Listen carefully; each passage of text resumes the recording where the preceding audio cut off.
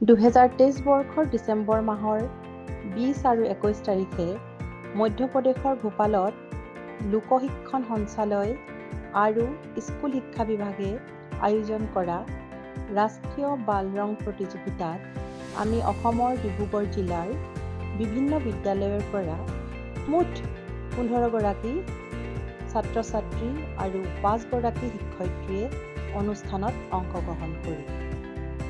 ভাৰতবৰ্ষৰ মুঠ 22খন ৰাজ্যৰ ছাত্ৰ-ছাত্ৰীয়ে ৰাষ্ট্ৰীয় বাল ৰং প্ৰতিযোগিতাত অংশগ্ৰহণ কৰে।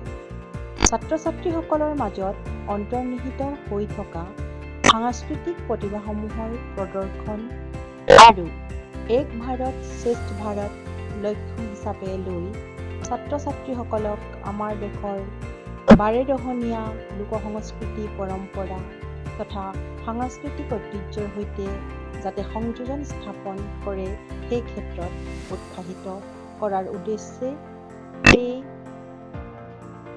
তিনিদিনীয়া ৰাষ্ট্ৰীয় বাল ৰং প্ৰতিযোগিতা অনুষ্ঠিত কৰে। প্ৰতিযোগিতাৰ মঞ্চত দেশৰ এখন এখনকৈ ৰাজ্যৰ ছাত্ৰ-ছাত্ৰীসকলে তেওঁলোকৰ স্বকীয় বৈশিষ্ট্যৰে লোকনৃত্য প্ৰদৰ্শন কৰে।